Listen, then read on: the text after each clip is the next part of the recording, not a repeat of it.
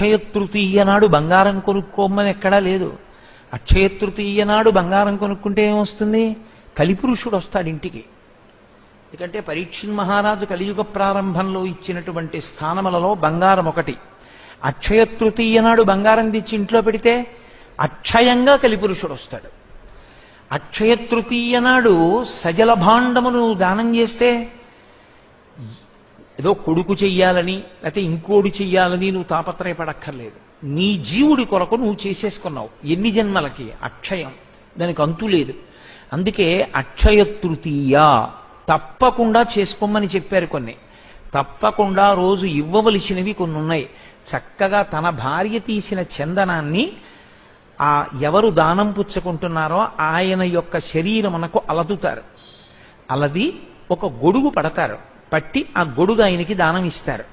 ఆయనకి చెప్పులు తీసుకొచ్చి ఆ చెప్పులు ఆయనకి దానం ఇవ్వాలి. నీకు అవకాశం ఉంటే నవధాన్యములను కూడా ఇవ్వవచ్చు. ఒక్క శనగలో ఒక్క కందులో కాదు, ఇస్తే నవధాన్యములను ఇవ్వాలి. అథవా చెప్పులు గొడుగు తప్పకుండా ఇస్తారు.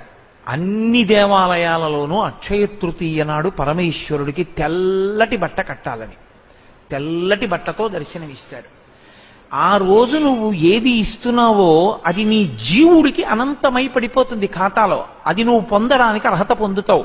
అక్షయ తృతీయ నాడు నీటి కుండ దానం చేసుకోలేకపోతే వాడిని వాడు పాడు చేసుకున్నంత దరిద్రుడు లోకంలో ఇంకొకడు ఉండడు. ఒక నీటి కుండ అక్షయ తృతీయ నాడు ఇవ్వలేకపోతే ఇక వాడిని ఎవరు ఉద్ధరిస్తారు? ఎవరు ఉద్ధరించగలిగిన వాళ్ళు ఉండరు. అవి తొణికిపోకుండా కీటకములు పడకుండా కొత్త గుడ్డ చేత ఆచ్ఛాదిస్తారు. వాసిని కట్టారంటారు. కట్టి పట్టికెళ్ళి చక్కగా నీటి కుండ ఇచ్చి నమస్కారం చేస్తారు.